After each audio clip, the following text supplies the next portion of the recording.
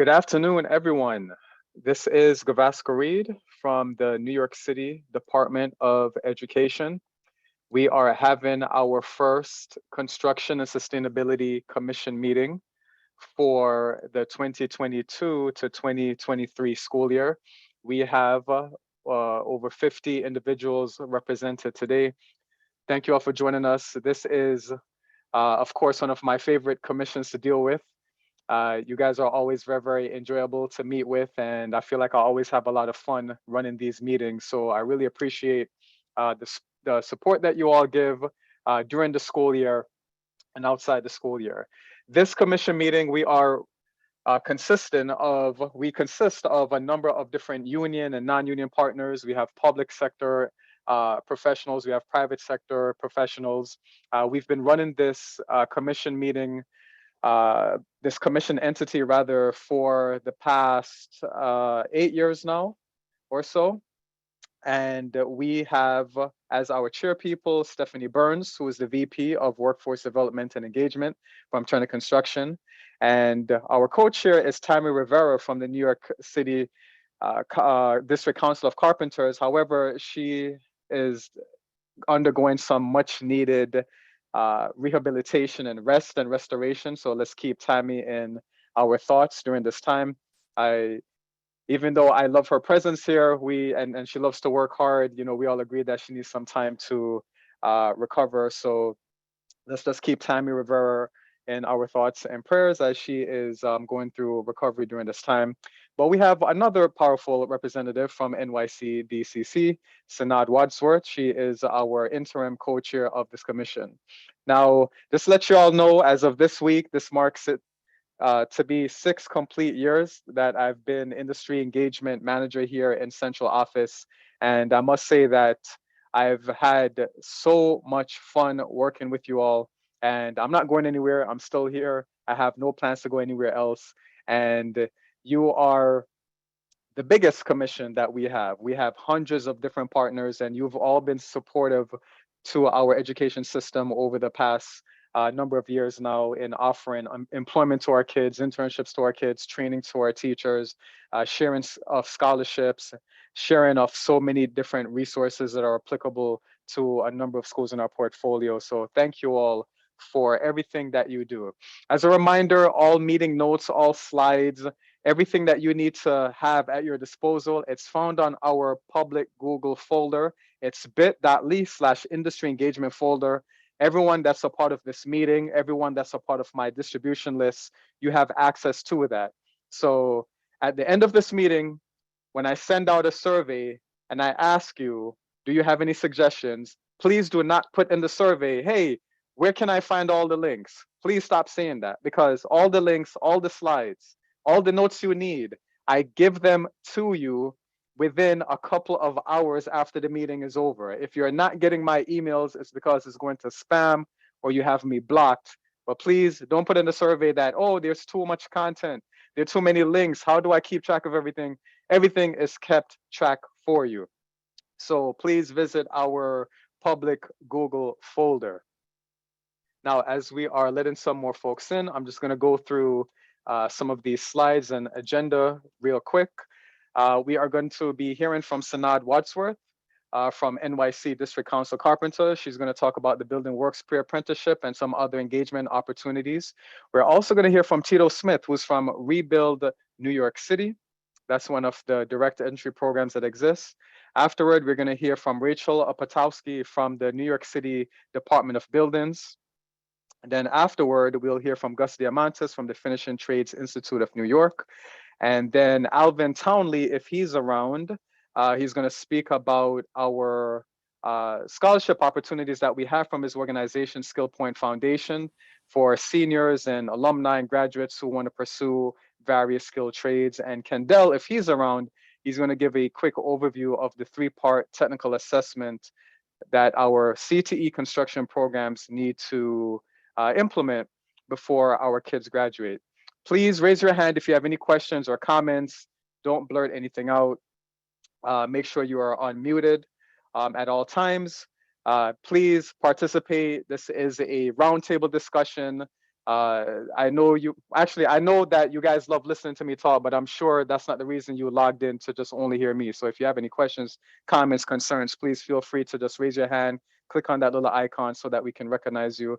And as a reminder to our New York City Department of Education staff members, by you attending these meetings, you are eligible to accumulate your CTLE hours. So if you are a DOE teacher, you're an AP, and you need CTLE hours, all of these commission meetings count towards that. So just make sure that you indicate that you need those hours once you fill out the attendance sheet before you log out.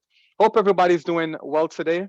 The sun is shining in on my face, as you can see a little bit from the camera right here. Hope everybody is keeping warm during this time. I hope that the school year is off to a good start. And just to put everything into context, everything that we do falls under Chancellor David Banks' North Star. And if you are not familiar with that terminology, that simply means that each and every one of our students graduates with a plan and a pathway to a rewarding career, long-term economic security, and equipped to be a positive force for change in our communities and our city. If you've been in a number of our CTE meetings throughout the school year, you may have seen this slide, which represents the 5 elements that ensure our students leave high school with real skills, a strong plan, and a head start on college and career. Where did career go? I know for the construction people, please don't get mad at me. The career is, I think it's because of how my screen is set up. It's supposed to say college and career. So please don't send me any emails. You guys know that I'm a big proponent of alternatives to college. All right. So the slide there is not my fault. But these are the 5 pillars: career connected instruction to help students build skills in high growth, high wage occupations; 21st century skills like financial, digital literacy; early college credits, industry recognized credentials; WBL opportunities, work-based learning opportunities, paid internships; and individual college and career advising. So those are the 5 pillars that the DOE central office team is working within in order to make sure that our students are both college and career ready. These are 3 of the student pathway initiatives that have been making headlines these days. We have the Future Ready NYC initiative, which is more so relevant for schools that are pursuing programs within business and finance, education, healthcare, and tech. Not so much relevant to this particular commission, but just wanted to give you all context of some other things that are happening. For those of you from DOE that have any questions about that, please feel free to reach out to Allison Burke, Senior Director of Future Ready NYC. And we also have the Career Readiness and Modern Youth Apprenticeship pilot as well. My boss, Jessica Kemper, is the point person for that. So anyone that has any questions about that, feel free to reach out to her. And the deadline just passed yesterday, but hopefully the schools that are in attendance in this meeting, you have filled out your CTE modernization and upgrade application. That's a one-time $50,000 grant to help improve your CTE program in case your Perkins funding wasn't able to cover that. And if you have any generic questions about what's the difference between these programs and the regular CTE we're used to, we have some information here on the slides. You can feel free to check these out at any time. So as always, we have this information for you on our public Google Drive. I'm going to stop sharing my screen for a moment as I just take a look at who's in attendance. We have 61 in attendance. So again, thank you all for joining. We have, as a part of this commission, a number of school principals, assistant principals, educators, work-based learning coordinators. We have some of the mom and shop emergent businesses. We have some of the established, well-known businesses. We have the unions. We have private sector employers. So we're all in this together. I take a neutral stance. I know that there are some competitive businesses here. Please don't send me any emails like, hey, how come you're paying so much attention to unions and not my company? Or how come you're paying so much attention to the private sector and not unions? Look, I'm DOE. I'm just about opportunities for our kids. All right. You can keep the competition to yourselves, but I don't take sides. I'm all about collaboration, working together to make sure that the skills are promoted and that we have lots and lots of career pathways and opportunities for our young people. There's some of you, I can't tell if you're just looking at me in boredom or if that's your picture. Blink if you need help. I can't really tell. Some of you, you're just like this staring. I don't know if it's your picture or not. But anyway, moving on with the agenda, I'm going to turn it over to one of my favorite carpentry professionals, Sanad Wadsworth. She has done so many PDs with us. Anytime I send her an email, I thought I was the quickest hands this side of the Mississippi. But anytime you email her, anytime you text her, just like that, she gets back to you. And as long as I've known her, I can't recall her ever saying no to anything that either central office or our schools have asked of her. I know Brooklyn Steam reached out because they wanted her to visit their classroom and talk about opportunities. And just like that, within 2 seconds, she responded. So that's the type of partnership that we have with Sanad Wadsworth. So I'm going to turn it over to her as she gives her remarks, and she'll tell us about some resources and opportunities that might be beneficial for your students. Take it away, Sanad.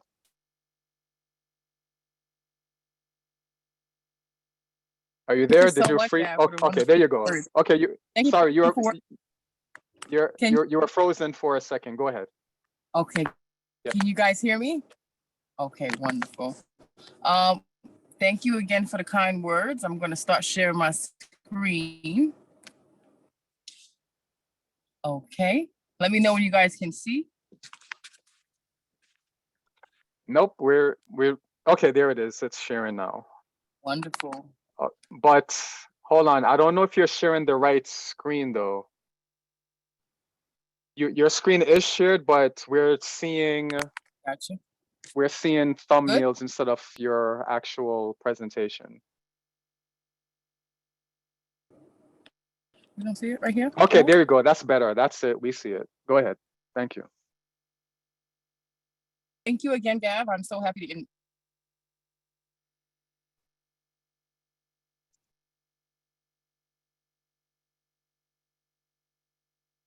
City District Council of Carpenters.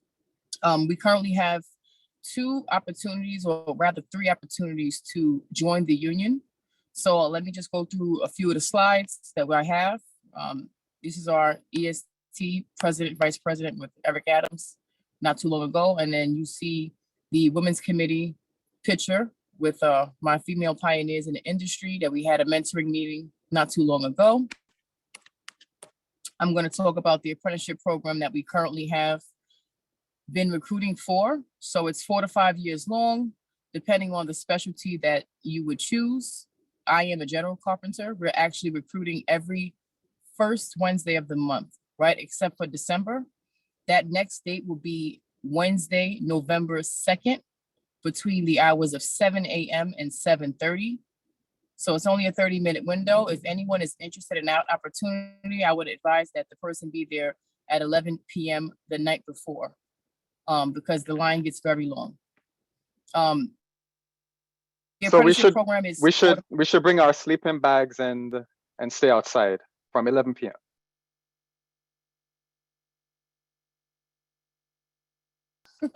I know it sounds a little wild, but you know, opportunities like this don't happen every day. And I'll say that we have really changed the way that recruitment has been done. You know, in the past, I'm not sure if people are aware, but people would line up for weeks at a time just to get an application. And that recruitment date would be every 5 years versus the new style that we have, which is every month. This is really a game changer because, you know, we need people, and it shouldn't take 4 to 5 years to get an application to join the union. You know, so speaking of that, we have the general carpenters opportunity, which covers the drywall, hardware, doors. When you talk about ceilings, when you talk about woodwork, this would fall under the general carpenter. I'm a general carpenter. We have 5 locals that actually cover this work.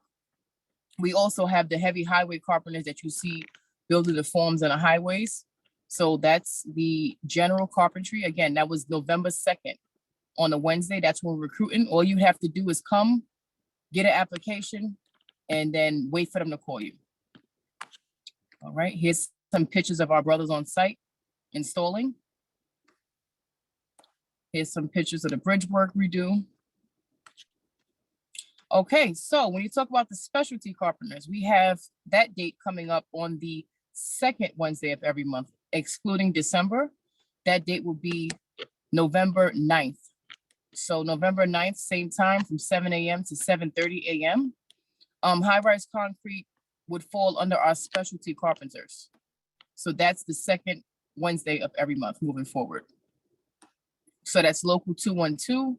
Primarily, if you're a high-rise concrete carpenter, you'll be working outside, whether it's cold, whether it's hot, whether it's raining, whether it's snowing. If this is something that you would like to do, good luck, because that is not easy, but it is rewarding. This is our brother looking over at the New York City skyline. Okay, floor coverers. So this is also a specialty of ours. We do all kinds of floor. We do vinyl, we do laminate, we do wood floors, we do floor polishing as well. So again, this is considered a specialty of the Carpenters Union. Okay, we have some people installing carpet on the stairs. All righty, so the millwrights are probably the prima donnas of our union. And I say that in a good way because millwrights are the highest paid carpenters that we have currently. So with that being said, millwrights have to know how to measure to a 64th of an inch. If you're really, really good in math, or if any of your students are interested in the engineering aspect, millwrights would probably be the best route for them. Millwrights work on airplane turbines. We weld underwater. So they're really, really, really particular in the work that they do. They also put together engines. So it's really, really high end with the millwrights. They do start at about $30 an hour with their apprentices. So again, this is a specialty within the Carpenters Union, which again, that recruitment is every second Wednesday of the month. Local 740. With the specialties, except for the high-rise concrete, you do need a driver's license. You need a driver's license for the specialties because we do span further than the 5 boroughs. Okay, here are some of what the millwrights do work on. All right. Cabinet makers, another specialty of ours. Basically, you'll be working in a shop, and that's kind of self-explanatory. If you don't like traveling, this is something that I recommend that, if you want to be stable, you basically report to the shop every morning, and that would basically be the dynamics of what this local covers. But again, this is considered a specialty. There we go. Here they are working in the shops. So when you talk about shop carpenters, they basically stay in the shops and they make the materials and assemble them for us to install on the job site. So a shop carpenter is basically stable. So basically they make it gets shipped to the job, and someone like me who's a general carpenter would install it on site. Okay. So how do you apply? 2 ways. We talked about the direct entry, which is all you got to do is come down, fill out a lottery application, and then wait for them to call you. The first Wednesday of the month is the general carpentry. The second Wednesday of the month is the specialties, and that's direct entry, right? So then we also have our own Building Works pre-apprenticeship program. This is another avenue for people who can commit to the 8 to 4 p.m. training schedule. That this program is specifically located at our training center. So it's really amazing that people get to experience what our training center is all about before coming into the actual apprenticeship program. The program is free. You do have to be 17 or 18 years old with a high school diploma or a GED. And after 7 to 8 weeks, you're basically guaranteed entry into the Carpenters Union. So all you have to do is basically email buildingworks395@gmail.com, and then they're gonna send you an application, and all you have to do is send back the information they asked for. And from there, they'll schedule your interview, and that is that.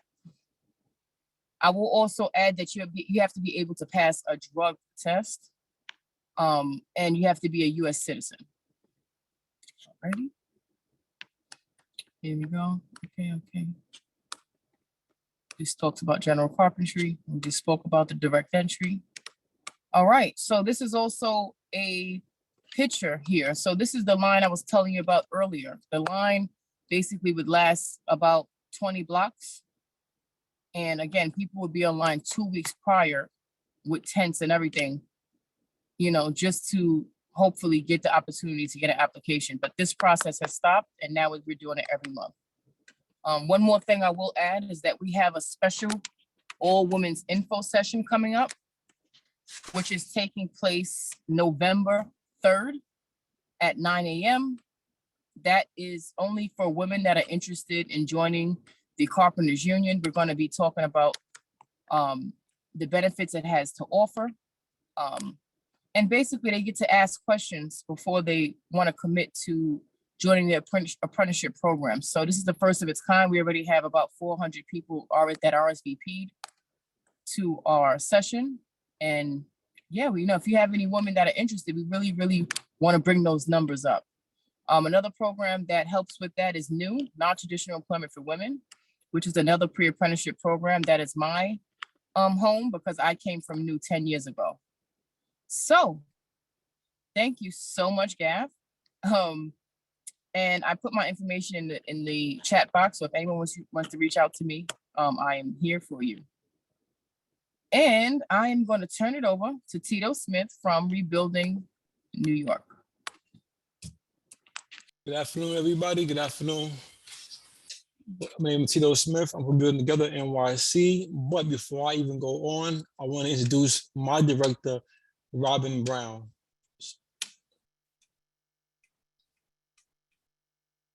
Robin?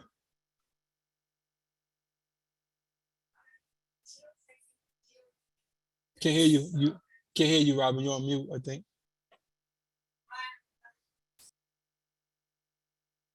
Okay, I don't think her audio is working. We see Robin though waving, and maybe there may be mic issues, but you can go ahead, Tito. You just muted yourself.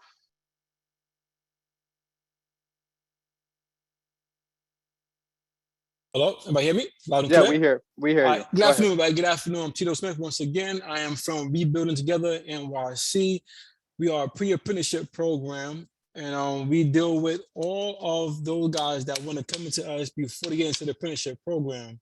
We are a 6-week program, and we cover all aspects of construction skills from OSHA, safety, flagger. Okay, we provide all this stuff for you guys. We are a direct entry to these apprenticeship programs for anyone that want to join us. The 6 weeks, we teach them a curriculum that we follow from HBI, Home Builders Institutes. Okay, and we provide them with boots, hard hat, glasses, safety vests, shirts, and t-shirts, and so forth. We pretty much prepare them to go into the apprenticeship program. Okay, like any things that we see that need to be adjusted, we adjusted for them, far as the attitudes and pretty much readiness for them, get them ready for that field. Okay, because we know it can be a tough task getting there. And for the most part, we do get to skip the line. There's no waiting outside for us. Okay, we have direct entry to most all of the union trades. And Robin can give you more detail on how long the program been around and what else we have to offer. Nah, it's still muting, Robin. How about now? Yes. Okay, so like Tito said, we are a 6-week pre-apprenticeship training program. We are currently working with 11 different unionized building trades. I actually see some of our partners who are here in the meeting with us. Let's see here. Tito covered all of the PPE. He covered the certifications that we provide, the 30-hour OSHA, the additional 10 hours of site safety training, the F60 Firewatch. We have a class that is actually starting on Monday, October 31st.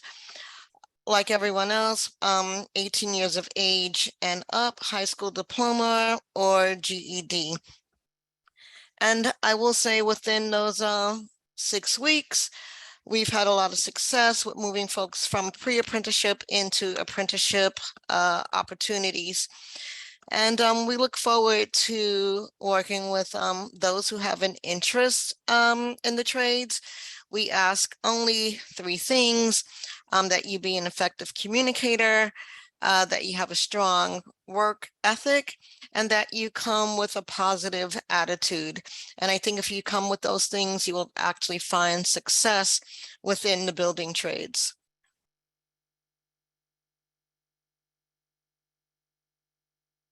Thank you, Robin and Tito. Do we have any questions from our schools or our guests?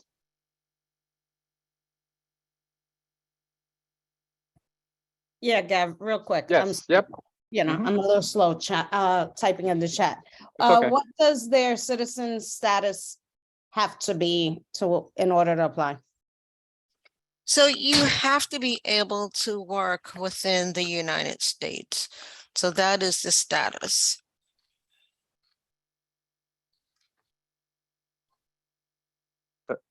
Did that address the question, Damaris? Yes, perfect. Okay. Thank you. Okay, great. Hey, guys, you guys have been so dead this school year. Please, use the chat box. Feel free to unmute. Stephen Hudson. Did have a question for the young lady who was talking about the November 3rd trip to the Carpenters Union. We have about 25 young ladies coming. Is there anything else that we need to do for them? We have 2 teacher escorts taking them. Is there anything else that we have to do? We filled out the Google form, Gav, you sent out, but I just want to make sure we covered all our bases so that our young ladies can participate. Wonderful question. Thank you so much. Nothing at all. Bring yourself and, have some breakfast and enjoy the show. Thank you. And that's amazing. You guys have 25 women. That's really awesome. That's cool. Thank you for that. And what time should they, I just want to confirm, what time should they be there? 9 a.m., please. Thank you. Thank you. All right. Any other questions, concerns?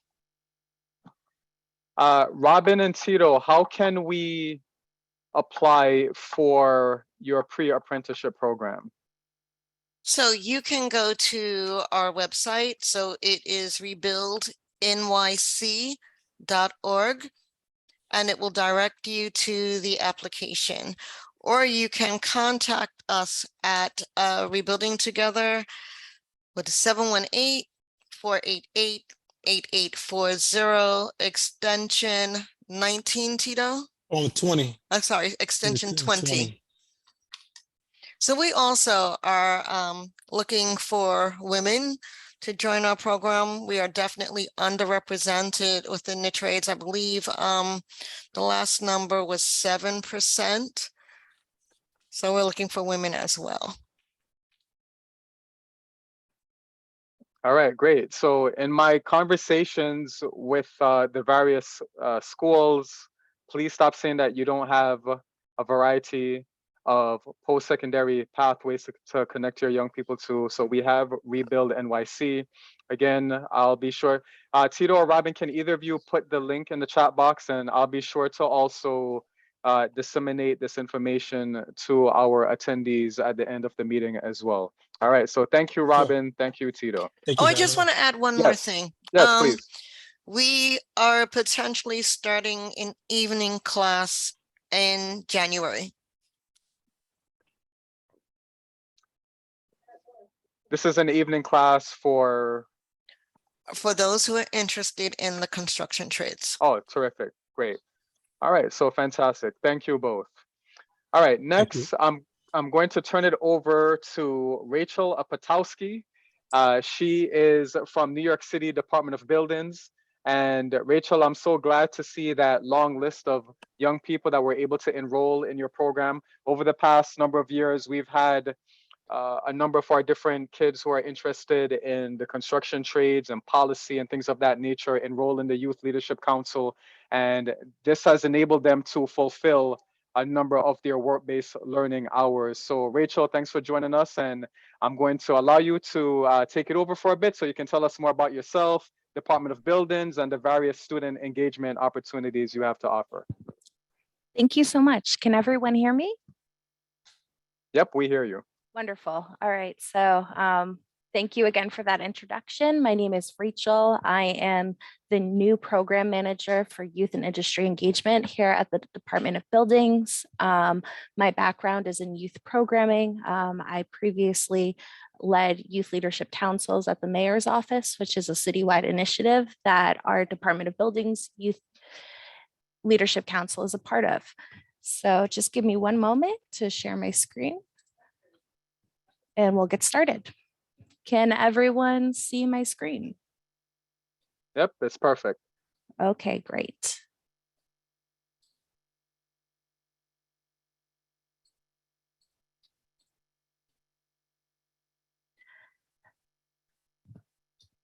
So for today's agenda with this presentation, you're going to hear a little bit about the Department of Buildings, what we do specifically at the Youth and Industry Engagement Team, the student opportunities we provide. We'll have time for questions and we'll give some pathways to connect further with us.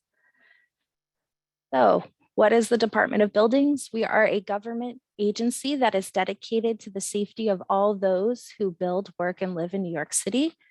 We are committed to providing efficient services to NYC residents, which are streamlined, understandable, transparent, and consistent.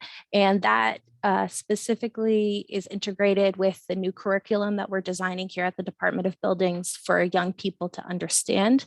We want to make sure that New Yorkers, especially young people, see the impact that our agency has, related to safety, innovation all across New York City. So what do? We ensure safe and lawful use of over 1.1 million buildings and construction sites throughout New York City. We facilitate safe and responsible development by enforcing the New York City Building Code and zoning resolution. We also conduct emergency response and hold construction professionals accountable. So the missions that drive the work that we do at the Department of Buildings is compliant and lawful development, safety, lawful use and maintenance of buildings, public safety, emergency response, transparency and honesty, sustainability and efficiency. And we look to foster quality, comfortable, and safe environments for tenants and owners alike. Who works at the Department of Buildings? Our agency has over 1,600 employees. We employ architects, inspectors, engineering specialists, construction professionals, attorneys, policy experts, administrative, operational professionals, and we employ about 100 interns throughout the agency. This is a structure of the Department of Buildings. We have 6 bureaus: sustainability, enforcement, administration, finance, development and technical affairs, operations, and external affairs. And the work that we do specifically at the Youth and Industry Engagement Team is housed in the Office of the Commissioner. We provide high school and college students with internships and educational enrichment opportunities. And we also give professional development, community building, and informational content to youth across New York City. And that leads into the opportunities we have for high school students. Today, I'm going to expand on our Youth Leadership Council program, which launched last night. During the year, we also have Ladder for Leaders opportunities through SYEP in the summer. And in the past, we've provided internships to students at career and technical education high schools and high schools across New York City. So we're going to jump into Youth Leadership Councils. So Youth Leadership Councils is an after-school program that the Youth and Industry Engagement Team hosts at the Department of Buildings. Our participants learn about various topics from subject matter experts and engage in hands-on activities. So this year we've developed a new curriculum. We have 47 Youth Leadership Council members in our cohort. 30 of those Youth Leadership Council members are CTE affiliated students. This year, our curriculum goes into NYC building enforcement, construction inspections, sustainability and plan examination, cranes and derricks. We have an intern panel where interns share a little bit about their experience working here at the agency. We also have topics of architecture and engineering. We work on professional development, doing a resume review workshop. And the final section of our programming relates to a group project where it'll be research-based related to the topics learned throughout the curriculum. So at the end of the program, students will be presenting their group research projects to DOB stakeholders, and there is a possibility for these youth to be placed in internships following YLC in partnership with their respective high school. So the program for youth leadership councils takes place during October through January. As mentioned before, we have 47 high schoolers involved in the topics: construction inspections, sustainability, architecture and engineering, enforcement, and more. Aside from our high school opportunities, we also have opportunities for college students. College students, whether they live in the city or they go to school outside of New York and return home, can be a DOB summer intern, which is a 13-week internship appointment with our agency. We also have college aid opportunities, which is part-time work while a student is enrolled in school. We also have CUNY internships, which is a exclusive partnership with CUNY for CUNY students working part-time while they're also in school. And we have our DOB Scholar Program, which is for CUNY students as well, similar to youth leadership councils, where it is an educational enrichment opportunity where they'll have the opportunity to discuss their careers and learn from subject matter experts. So the student services that we provide at the Department of Buildings relate to professional development and community building opportunities aside from educational enrichment or internships. Some of the past workshops that the Youth and Industry Engagement team has provided to our students are resume and cover letter review, interviewing skills, networking, and navigating how to apply for jobs in city government or internships. At this point in time, if anyone has any questions, feel free to unmute yourself or ask in the chat. I'm happy to answer them, whether it's during this presentation or as the meeting goes on.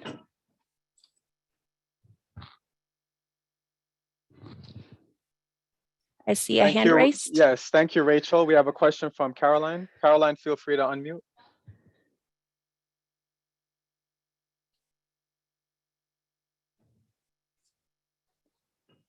Caroline, I'm having a little trouble hearing you.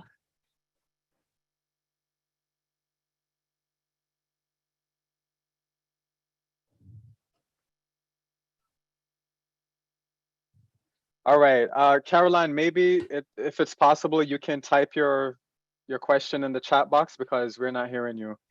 Until then, Wendy Chang, Brooklyn Tech. Last year, we were able to use our SIF funding to pay students participating in DOB. Is that possible again this year?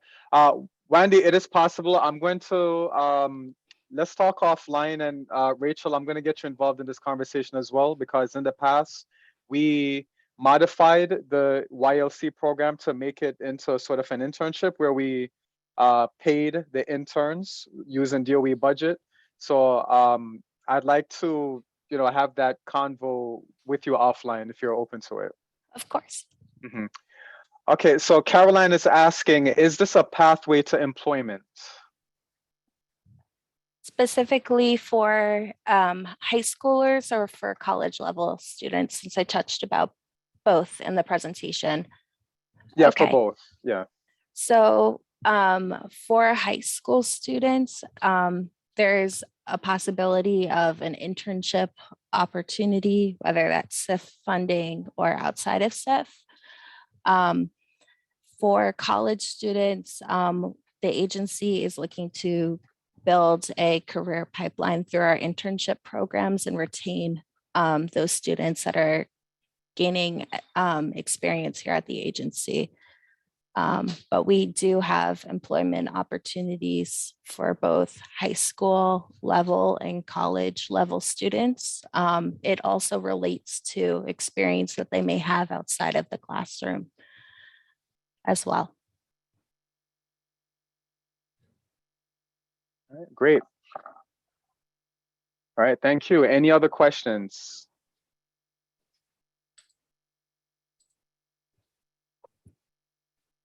Okay, our applications for the Youth Leadership Program closed for this year. Yes, so in previous years of Youth Leadership Councils, the programming started in the spring. This year, we've adapted it so it would start in the fall. So the applications are currently closed for this fiscal year. We're looking to have another cohort in the fall of 2023. I've included on the screen a way to contact and connect with us so that we can make arrangements for having your students be a part of this program. All right, terrific. All right, thank you so much, Rachel. You're All right, welcome. so feel free to reach out, youth engagement at buildings@nyc.gov. We'll put that in the chat box as well. Feel free to connect with Rachel.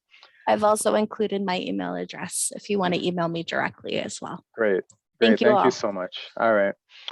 All right, so next on our agenda, we have my main man, Gus Diamantis, who has been working alongside with me ever since I've gotten this position. I've visited his headquarters a few times, and he was actually featured in the headlines the other day. If you guys follow me on LinkedIn, you saw that Gus was instrumental in recruiting so many folks for that Health and Hospitals apprenticeship program. So thank you for that, Gus, and thanks always.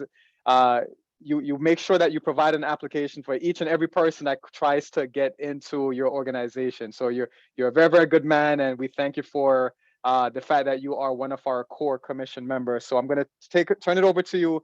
Tell us what's happening for National Apprenticeship Week, and tell us if there are any additional engagement opportunities, if any of our schools wants to connect with you, or if there are any opportunities for your team to tell us more about your finishing trades career pathway. Take it away. Hey, everybody. Thank you, Gav. It's been a while. We've been doing this for a while now.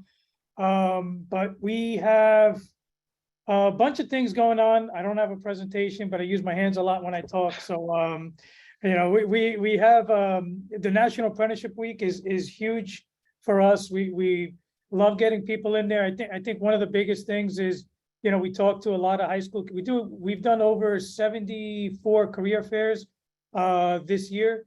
So we've been really busy across Albany, Wappingers, and a majority is here in Long Island City, in Queens, New York City, Long Island. But I think the major thing is talking to high school students, some college students that we've spoken to. They hear about it. They know the opportunities in construction. It is a career. It is a pathway. There's a lot more to it than people thought of in the past, and it's a great opportunity going forward. Apprenticeship is the way to go. No debt. We all know that. You get to learn a trade while you're making money, getting paid safely, learning, and you get a bump up in pay every year as you progress. So I think one of the things we've seen is talking about it is great, but then when apprentices or high school students or college students actually get to see what we do. So National Apprenticeship Week is that where people come in. We have different stations set up. So there's like a quick presentation, there's a Q&A at the end, and then in between we have students break up into groups and walk around to our different trades, and they get to do a little bit of hands-on, check, how the painting works, how our bridge painters, our glaziers, our drywall finishers, and they get a little bit of hands-on with each of those. They get to talk to the instructors there and actual apprentices that are in the program. So it's people that are like them, that some are a little older, some of their age, that are going through this process.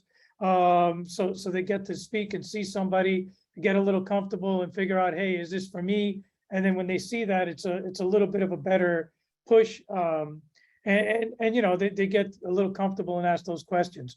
On top of that, I think I saw in for the carpenters, you know, I think a lot of our programs do the college credit.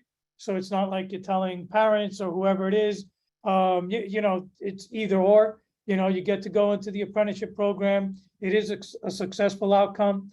They get to go through, they have a job, they have a career they're building to, and they get college credits when they graduate. And if they decide to continue, they can go forward and continue with college and get their associate degree.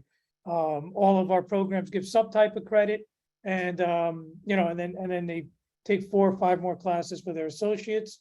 And that's usually how our and National Apprenticeship Week is actually this month in November, 16th and 15th. 15th is booked, and the 16th, we have a few time slots available at around 1 o'clock, 1:30 and 2.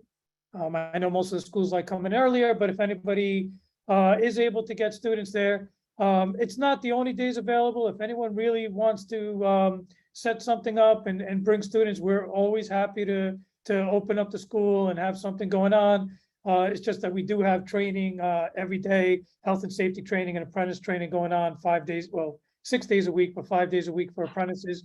So, you know, we would schedule something, but we can do anytime. We'll work with anyone to make sure they get the time they need to get in there. We do little giveaways that everyone loves getting, and then, you know, little things like that to make the process fun and educational and, you know, exciting. So I'm hoping to see more people. We have I think over, what was it, 350 scheduled.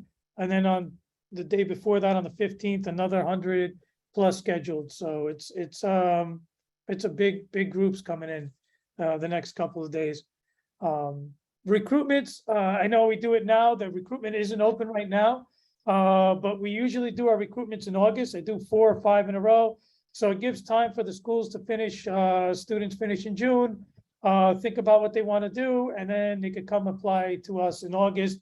And we just had our recent ones this August, and we've called in about 200 bridge painters and brought in about 80 of them registered. They're going right out to work. Brought in over 100 painters, and I think 40 of them are out working already. Tapers, about 30 are working. So it's, you know, the process is moving.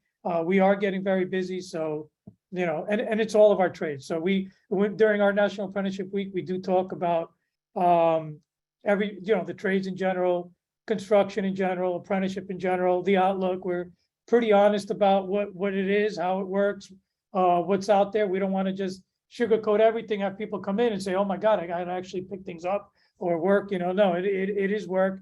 So we make sure we tell everybody and show everybody what's involved. We definitely talk about our pre-apprenticeship partners out there. So it is a little bit for everybody. I was just at a conference yesterday, and was it yesterday? Yeah, I don't know. It's been, everything's going together. But we were at a conference yesterday, building and construction trades, and they talked about the tremendous amount of work coming into New York. So, you know, construction is really somewhere to look at, you know, with the work coming in. There's a big bunch of it coming into central New York. So if anyone has students that want to move, you know, up in Syracuse and up near that area, Utica, there's some big projects going on. I think some of the biggest in the country that will be starting up. So it's there's a lot of construction jobs out there. There's a lot going on. We do have locals out there, as do a lot of the other trades. So even if you would get some information here, decided to move later, that's always an option. So that's it, I think.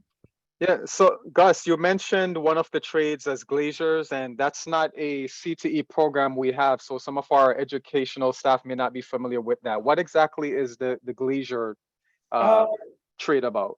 It's glaziers, architectural glass workers. So they're the ones that install the glass into the buildings, storefronts for stores. They'll put like glass handrails, shower doors, anything to do with glass. They do the hardware, panic door hardware for that, for the glass and entrances into any storefronts or windows, office buildings, things like that. So They share some of that with the carpenters according to floor in New York City, which level, but the glaziers trade specifically just does that. So. Do entry level applicants have to come with any credentials or any certifications under their belt in order to get into any of the finishing trades? No one, it's an apprenticeship, so, all of our apprenticeships, you just come in, all you got to do is learn how to, that's what we talk a lot with our pre-apprenticeships, learn how to set your alarm, wake up on time, get to work on time, do those soft skills, that's about it, and that comes out a little bit in the interview. Other than that, experience is not necessary. We take care of everything. We do the training, we do from beginning, to end, so, safety classes, we do all of that. The only thing we recommend, and a lot of our the pre-apprenticeship programs do that, is the initial OSHA 30 or safety classes to get people in right away. Because we do them ourselves, but it takes some time to process and get people in, set up a class, get those new applicants through that class, and try to move forward. But basically, you don't need anything to come in. Picture ID, social security card or authorization to work in the US, and high school diploma or GED. That's it. Okay, great.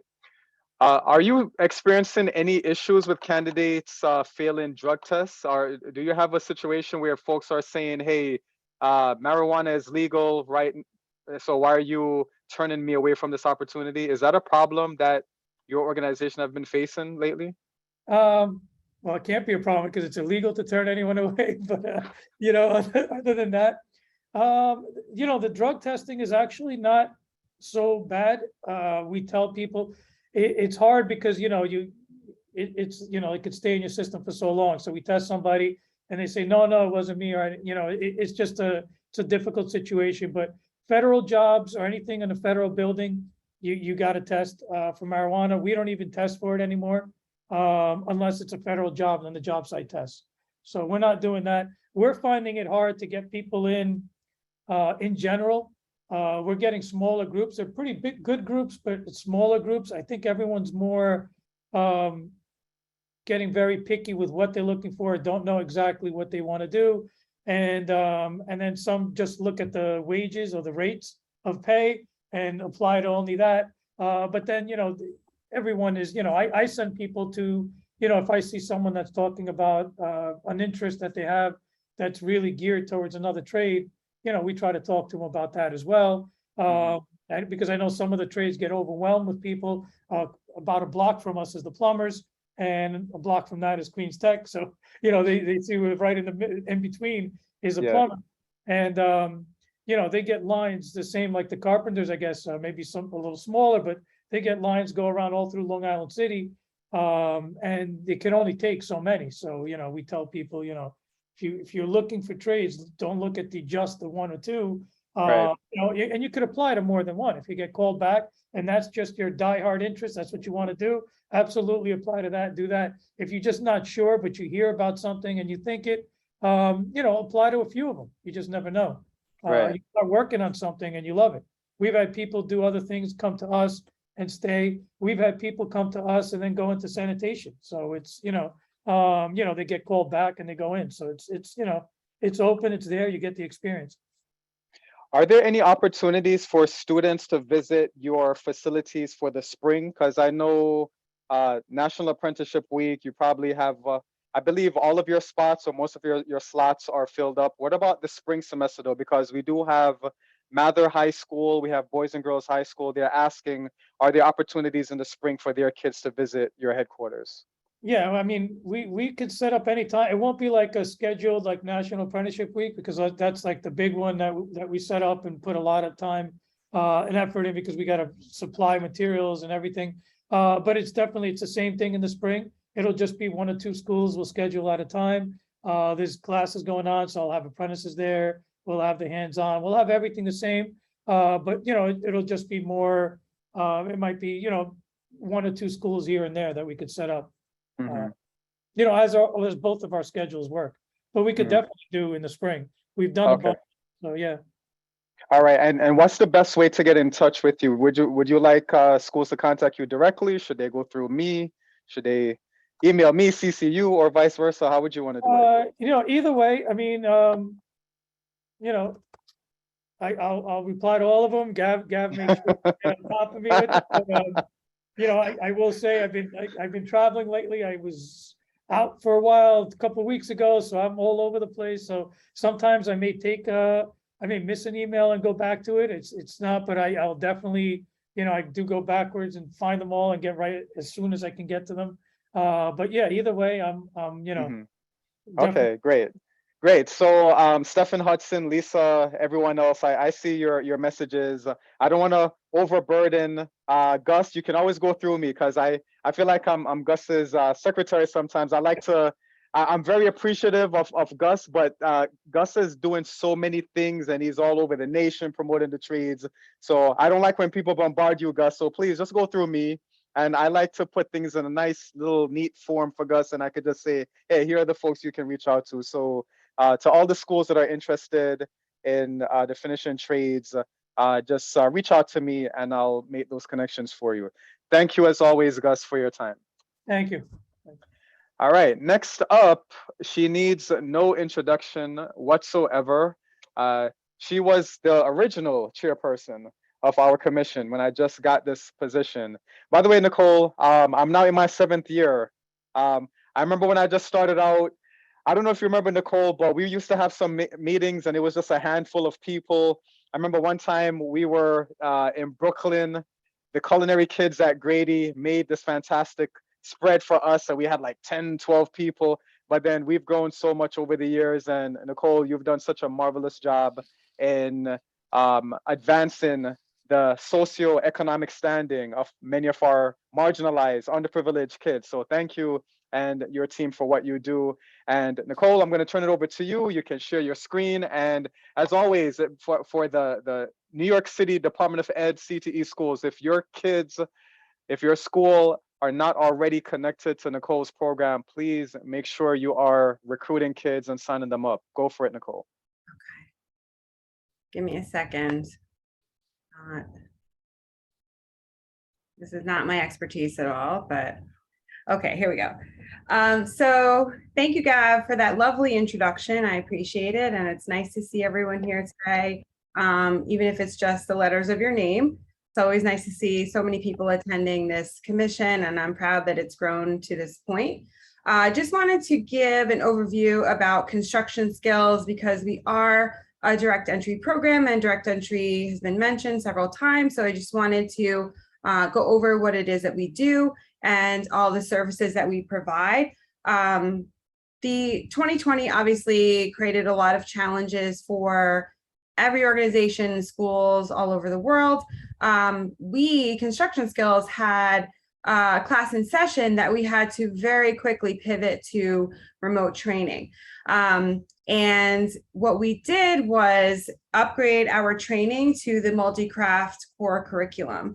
And that is North America's Building Trades Union curriculum, which is an international organization of North America, United States, and Canada that represents over 3 million trades workers. And the MC3 curriculum is sourced directly from those affiliates. So construction skills, the 3 pillars are opportunity, diversity, and results. And I'm going to give a quick overview of what we do. We serve both New York City public high school seniors and also New York City residents, and provide apprenticeship readiness training for direct entry access into the unionized building trades. So what we've been doing over the last 2.5 years is developing and upgrading our training, not only our training, but also our wraparound services. So you see here, we offer direct entry, which I've explained is direct entry is a New York State Department of Labor designation, which allows affiliates of the Building and Construction Trades Council or union affiliates to recruit candidates for their apprenticeship program directly from the apprenticeship readiness programs or pre-apprenticeship programs. So our program provides direct entry. You earn a construction skills certificate, which is sort of your direct entry ticket. You also earn the MC3 Multi-Craft Core Curriculum Certificate, which is a national certification, which you can, if you want to move to another part of the country, you can use that to provide a credential for entry into an apprenticeship program in other parts of the country. We've also added OSHA 30 and SST through Click Safety, which is an online platform that is a widely recognized online platform that provides OSHA 30 and SST, recognized by affiliates of the BCTC. We also have construction skills uniform, PPE, tools and materials, facility tours. This is particularly important to the high schools. We've always offered facility tours during the students' spring break.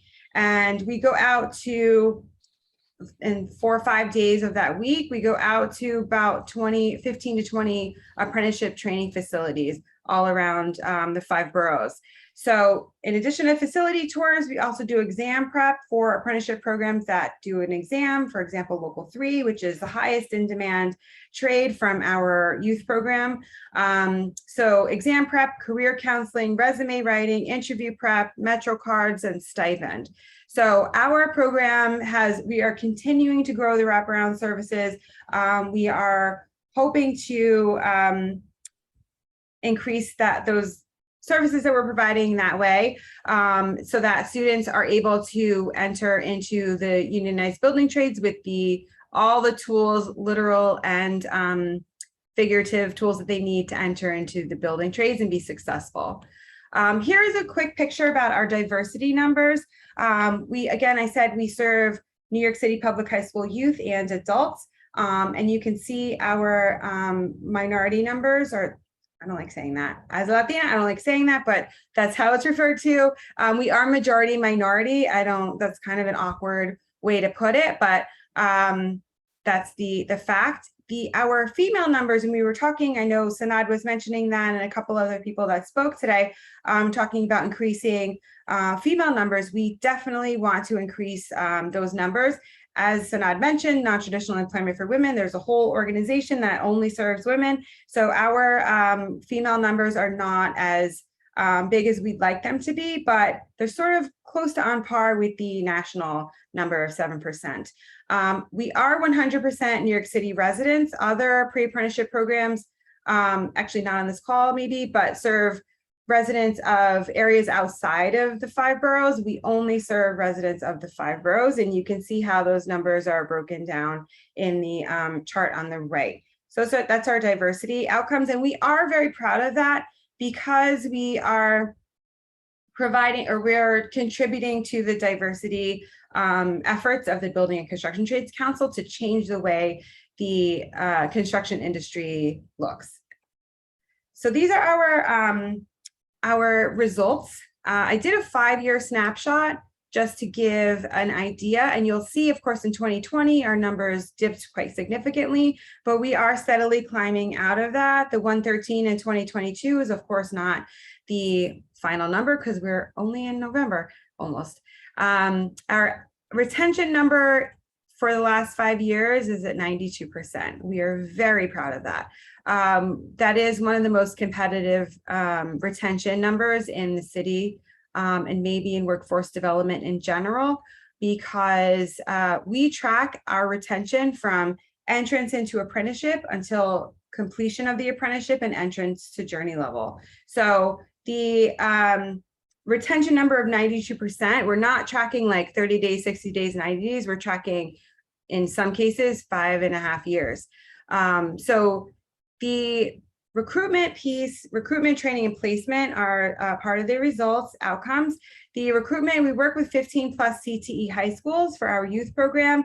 Many of them are on the call today. And we have a meeting with the schools that we work with on November 2nd. I will not be there, so don't get mad. I won't be there because I'm going to be at the White House celebrating the talent pipeline with the president. I don't know if I'm going to get to meet him in person, but he's going to be there too.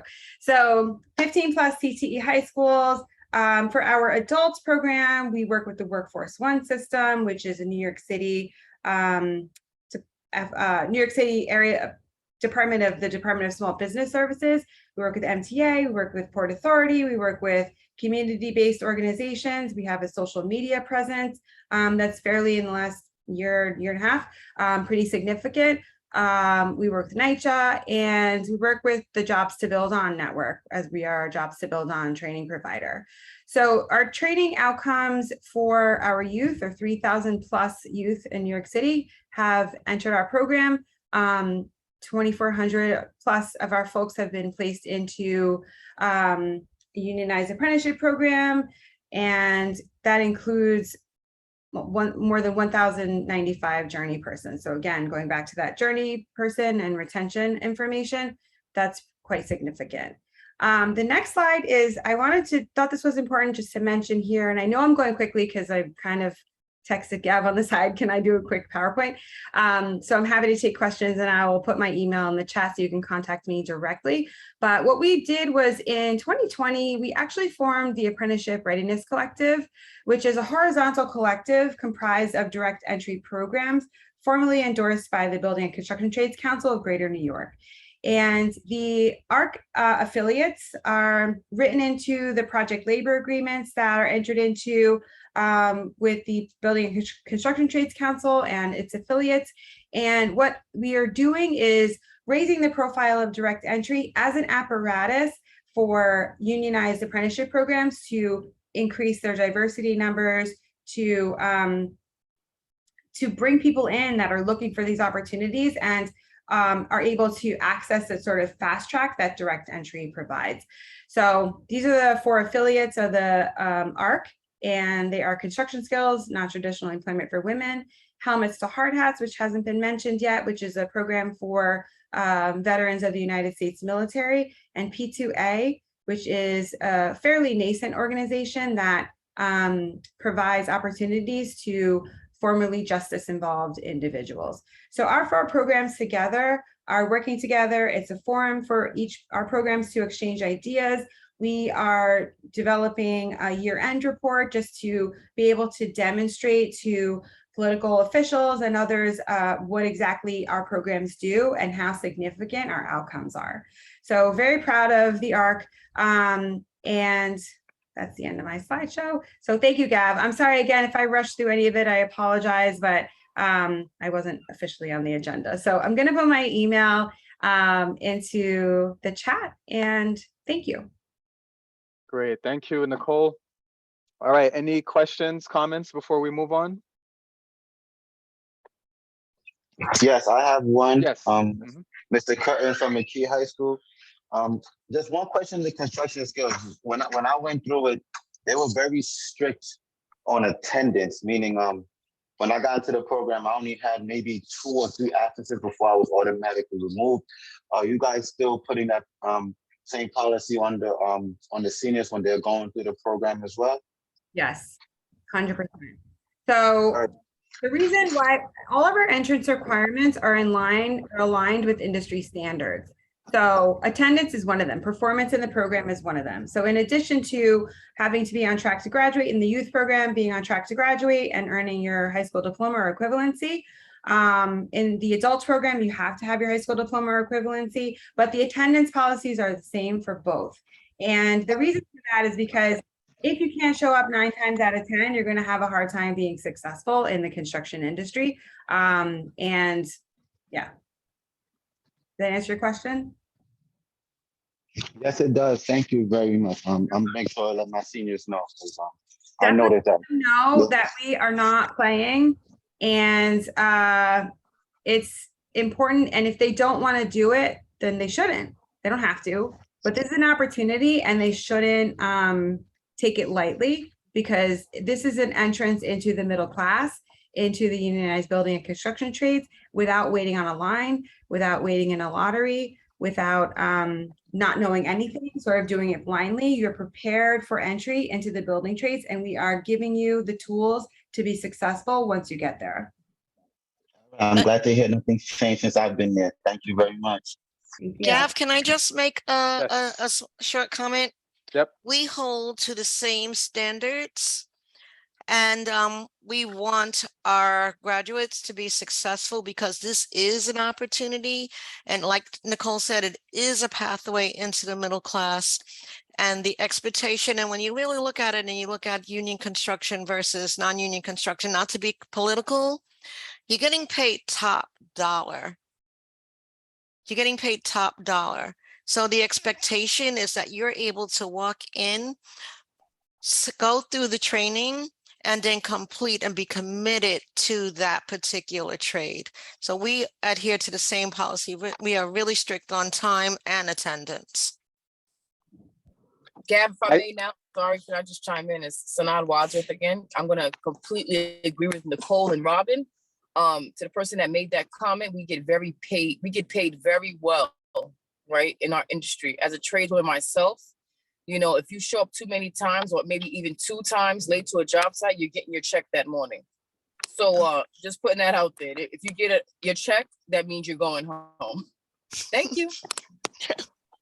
I wanted to reiterate what was just reiterated. When I was in high school, I was on the football team, and there's a good friend of mine that he's been wanting to get into the building trades. And Sanad, I had emailed you the other day saying, hey, can you provide us an application?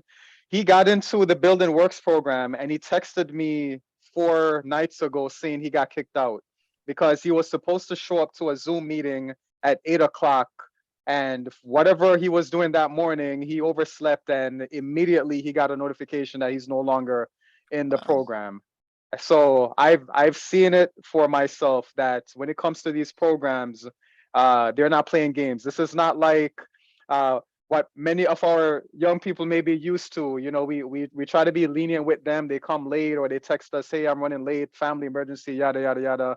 And a lot of us teachers, you know, we have a lot of experience with this. But when it comes to these direct entry programs, there's no room for error when it comes to punctuality. All right, so just wanted to reiterate that. So thank you, Sanad, Nicole, Robin. All right, next up on the agenda, I told him it's okay if he didn't show up, but Kendall Samlal, he's my colleague from the program approval and quality team. Just to give you all context, in case you're not aware of this, within our CTE high schools, whether you're doing carpentry, electrical, HVAC, or plumbing, you are expected to implement a 3-part technical assessment in order for that kid to get his or her CTE endorsed diploma. I've gotten some questions over the school year about how does this technical assessment work? And some of our industry partners and stakeholders and guests in this meeting may not be aware of this. But again, if you are a CTE student, you're studying the construction trades, the expectation is that our programs are putting our kids through a 3-part technical assessment before they graduate. So I asked Kendall to just join us for a few minutes just to give an overview of how this assessment works. And please, especially to the CTE teachers on the call, if there's any confusion, any questions you have about how the technical assessment works, this is your time to please raise those questions, because I know I'm going to get these questions throughout the school year. I've asked Kendall to be in this meeting. Kendall is extremely busy. The program quality team has downsized over the past school year because folks have moved on to other roles within DOE and outside of DOE. So Kendall has a very, very full plate, but he's available right now. Any questions about the technical assessment, now's your chance to ask him. All right, so Kendall, I'm going to turn it over to you so you can just give us some more context about what the technical assessment is about. And maybe you can also just break it down for our industry folks in the room as well who may not be familiar with it. Thank you. Welcome. If I'm down, if you guys hear my voice, I have a little sinus infection, so please bear with the raspiness. And Gav, thank you for inviting me to this space so I can speak to all these folks that are here. So as Gav mentioned, the technical assessment is it's supposed to be a comprehensive assessment. And it's broken up into 3 parts: a written, practical, and a school-based performance or project. So that's the 3rd component, is all school created, and it's going to be a project or a portfolio. In regards to the written and the performance, that has to be done by a 3rd party, and has to show that it covers all the courses that are being taught in that sequence. The sequence is supposed to grow within specificity as you go through the sequence. So things are scaffolded and built on each other. The state is not looking for a bunch of intro concepts to create. So students are getting a bunch of introductory into different areas. They want to have you pick one. So that technical assessment is then going to be comprehensive thereof. In the past, there used to be a list that folks would pick from. That is no longer the case. The merit of the technical assessment, appropriateness for the program will depend on those standards being taught in the program. So in the past also, we used to have like Skills USA was very popular. Skills USA is fine to be used as a written component, but when it comes to the practical performance component, only those students who are participating in the competition would be able to use it. So if not 100% of your students have access to participate in the competition, it will no longer be considered a viable second component. They are allowing that you can take parts of assessments. So you can have a written assessment from Skills USA and then a performance assessment from NYCD. So they are allowing that to occur. So I'll pause here for any particular questions. All right, Kendall, I have a question. I thought I saw a Yeah, hand up. That's why. Yeah, there is a hand, but before we get to that, Kendall, I do have a question because a number of our schools in attendance to this meeting, they use the NYCER, the NCCER curriculum. Are there any issues with construction CTE programs using NYCER as their technical assessment? So most of schools will try to use a NYCER core, and the core is acceptable in regards to like a stepping stone. It won't satisfy as the technical assessment because it's general. Depending on the discipline in the program, because you would have electrical programs, construction trades, you have carpentry. So all of these different disciplines will be utilizing the Common Core. So it doesn't really speak to that program. So if they want to continue using NYCER, they would have to then, like for instance, an electrical program would then have to pick the NYCER level 1 or level 2 exam. Depending on the complexity of their program, that's where they'll have to choose either one of the two. So schools have to now look into what is the next level in terms of the assessment that will be appropriate for their program. Okay, Navin, feel free to unmute.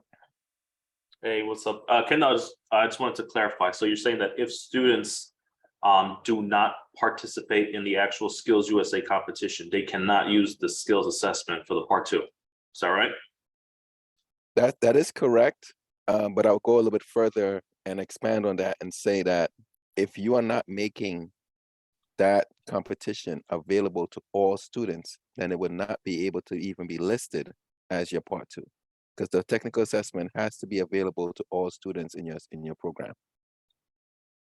And when you say available, you mean as in offering it to all students, obviously, right?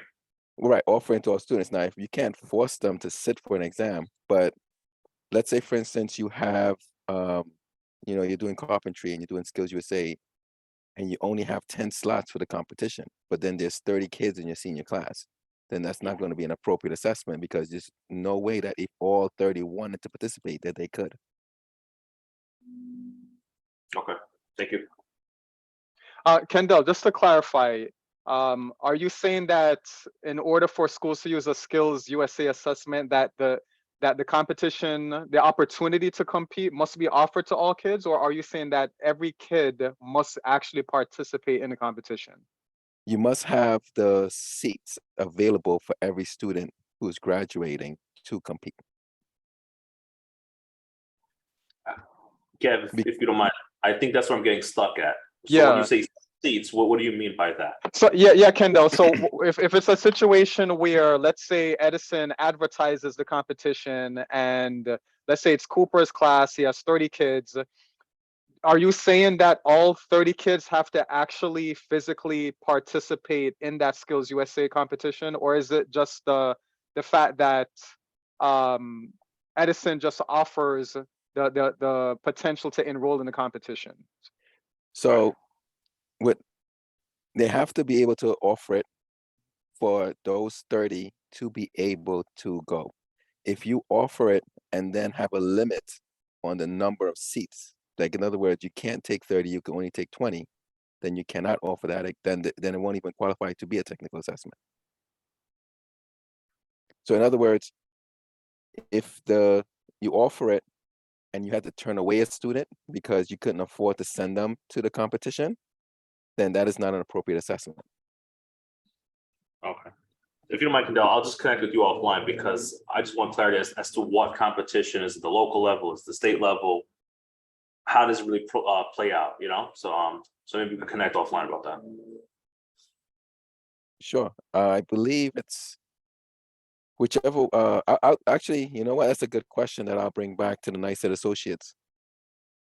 I asked that because you know, myself and Jesse, we're now the trustees for New York City. So that's why I'm more curious about it as well. Yep. All right. That's a good question. That's a good question. So I don't have an exact answer for you, so I'll find out. Gotcha. Thank you. All right, thanks a lot, Kendall. And we're going to keep this conversation going offline. I know that these questions are going to come up as schools are applying for approval and reapproval, but thanks as always, Kendall, for your help with everything. And also, yes, yep. I just wanted to mention, if there happens to be a new certification coming out, because one of the good things that helps to where you could use a technical assessment, if you can use a industry certification that could double as a technical assessment and help students. So if anyone from the industry sees that there's a competitive assessment or certification that is there that has a written and a practical component, they can actually recommend that to be the technical assessment as long as it can show that it comprehensively assesses everything that's taught in the sequence. And you don't have to necessarily go through a whole pilot year or anything of the sort. Yeah, so Nicole Bertrand, if you're still online, I'm not sure of the nuances of the multi-craft core curriculum that you presented on earlier, but if that does come with a written test, a practical test, you know, that might be an option for some of our construction schools to use in regards to implementing a technical assessment for our kids. All right, so Nicole, we can pursue that offline after this meeting. All right, so any questions or comments for Kendall before we move on? All right. Yes, I just want to clarify, Mr. Kernigan, I just want to clarify. If we as I'm an electrical teacher, so if I were to get my school to run with the NYCD program and I get level 1, level 2, that would be sufficient enough to run the whole for the city testing, and we can just run with the NYCD like that. Yeah, so if you use either one, level 1 or level 2, and like I said, what's going to determine whether or not it's appropriate is going to be the content of your sequence, because some folks try to mix like, you know, electrical programs, and then they have industrial wiring sort of thrown in and some carpentry pieces thrown into it. So your assessment now has to be comprehensive of all those things. So this is where it's a little bit trickier. But if you do your crosswalks and you identify your standards in your crosswalks and you can show alignment, then you should be fine. I understand everything you said. Thank you very much. Yes, Osni. Hi, good afternoon, everybody. Osni Lewis of James Lewis Electrical Corp. In particularly, I have a question about the STAR program that was implemented in Boys and Girls High School, as well as, well, all Erasmus, it's now Erasmus campus. Does that program qualify, and are they using NYCDOE? If Gav, if you would know, if anybody would know. I don't know if we have anyone from STAR on the line, but yeah, Osni, the intention is for us to get Jerron Walker, who's the electrical teacher there. I did connect them to our folks at NYCDOE to get the training there. I believe that's the route that they're going. Okay, very, very good. Just wanted to clarify and make sure that that was happening for them. Yes. All right. Thanks for that, Osni. And Osni Lewis, he is one of the advisory members, and Star. Osni helped a lot in helping to get Star's electrical program approved. All right. Thanks, Osni. All right. I'm just gonna end now with some announcements. Let me just share my screen one last time. I know I've kept you guys for long. Just give me a second for some last minute announcements. If you can see my screen here. By the way, Kendall, so me and Kendall, we're both brown guys, but we're from two different islands. Kendall, I don't know how you guys do it where you're from, but in Jamaica, when we're sick, you mix up some white rum, honey, lime, whatever you got, you'll be fine in 24 hours.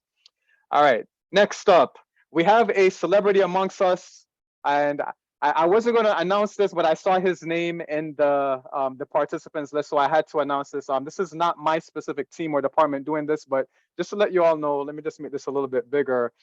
For anybody who's interested in learning more about alternative teacher certification programs, there's a webinar happening tonight at right after this meeting, 6 o'clock to 7 o'clock. So feel free to sign up for that. It's going to talk about the Teaching Fellows Program and the NYC Teaching Collaborative Program. So those are two alternative teacher certification pathways available, because from time to time, some of you email me about that stuff. Not my team, not my department, but that is one of our fellow CTE teachers right there. And yes, Cordell, Kirk Utley is at Star. He's holding it down over there. And Cordell, stop ignoring my text, man, because I'm surprised to see you in the meeting. I thought you've been ignoring me. All right, now, and yes, Candy, I will share the link. Every link that you see in these meetings, I will email it out to everyone. Just be on the lookout. I make sure I stay in this office and I don't leave until every link, every note, everything that was discussed is emailed out to you. That is my assurance to you. Everything that we discuss is emailed out to you before I leave this office. Okay, our partners at Amtrak, I don't think anyone from Amtrak is here in this particular meeting today, but our partners there, they wanted us to know that there are various scholarship opportunities there from $3,000 to $5,000 available. I heard somebody unmuting. Yes, I am. This is Oh, yes, Antoinette Antoinette, Sales there with you are. Amtrak. Yes, Antoinette, yes. Go ahead. Yes, no, definitely you kind of summed it up. We do have scholarships for high school seniors ranging from $3,000 to $5,000. They are in connection with some of our employee resource groups. So for students who identify as African American or Black, Asian, and Pacific Islander, as well as people who identify as Hispanic or Latinx. And these scholarships can be applied to either trade schools, community colleges, or universities, but it's specifically tailored towards students who are interested in possibly entering the railroad industry. So thank you so much for highlighting the Amtrak scholarship. Yep. Thank you, Antoinette, and I'll be sure to disseminate this to everyone. Anyone has any questions for Antoinette before we move on? Okay. All right. Also, Alvin Townley, he's the executive director of Skills Point Foundation. Unfortunately, he had some medical issues he had to attend to. So I told him, that's more important than this meeting. But just to let you all know, his organization offers various scholarships to young people who are pursuing trade school and various skilled trades career pathways that are outside of traditional college. So Skills Point Foundation, visit their website. These applications are open to anyone, and it's not just high school age folks. You could be 50 years old and you're pursuing something within the skilled trades. Please apply to as many scholarships as you can. And they are especially looking for applicants from our 5 boroughs. As a reminder to our schools in attendance, if you need partners, if you have guest speaker series, if you have career days, if you're doing design competitions and you're looking for judges, if you're looking for folks to talk to your classrooms, if you are looking to get more industry professionals from the building trades in your classroom, I'm your guy. All right, so there should be no reason any school in this meeting is saying, hey, we don't have representation from the building trades, because that's what I'm here for. All right, so please reach out to me throughout the year. And I don't think Brian Brady is on the line, but Iron Workers Local 40, Local 361. We call him Spider-Man, by the way. Spider-Man Brian Brady. If any of the schools are interested in having their young people visit their training headquarters and see what Ironwork is about, let me know and we can set something up for you.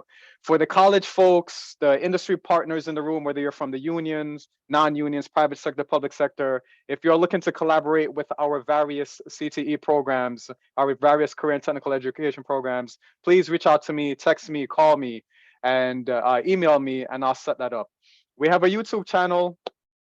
Make sure you like, subscribe, all these different meetings, everything is right there. And attendance and survey, make sure you fill that out. Let me know what you like, let me know what you don't like, let me know ideas for future meetings, let me know of any changes you want to implement, let me know of any things you want to keep the same. Also, I was supposed to do a poll, but I completely, it slipped my mind. I'm gonna send out an email, maybe you can just use the chat box. Do you guys want to do this in person for next time? Are we ready for that? Or is it convenient for you to just log into Zoom and just zoom out whenever I get boring? Let me know. Some people are kind of funny about hosting these meetings. I'm okay, whatever. I'm a man of the people. All right. So if you guys want to do it virtual, we do it virtual. You want to do it in person, we'll do it in person. I am here to serve you. All right. Whatever it is that you guys want. So unless there are any other announcements from anyone in attendance. Mike Pacelli, thanks for joining us. Mike, can you drop any information about your newsletter so that our folks in attendance can check out your newsletter? Mike Pacelli is a big advocate for the trades. Please check out his radio show, check out his newsletter. Share that info with me, Mike, so that I can share it with everyone. Or if you have anything, feel free to drop it in the chat box. Anybody has any final announcements before I close out the meeting?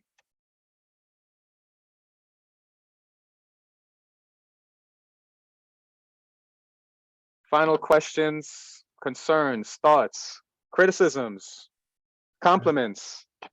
Yeah, Mike. Yes. I dropped out of here for a little while. I just had a very interesting conversation with Tyrone Gravesend. And we both agreed that you do the best work at DOE. Oh, thank you for that. Is my boss Jessica Kemper and Harina? Okay, of course Harina's not around to hear that, and Jessica logged out. All right, next time, Mike, when you're in a meeting and my higher up leadership people, please say that again so that they can hear it. I appreciate that though, Mike. Thanks for everything you do, man. All right, any other announcements, upcoming events, any things we need to know about? Going once, going twice. All right, thank you everyone. Be on the lookout for notes. Pleasure as always seeing you all.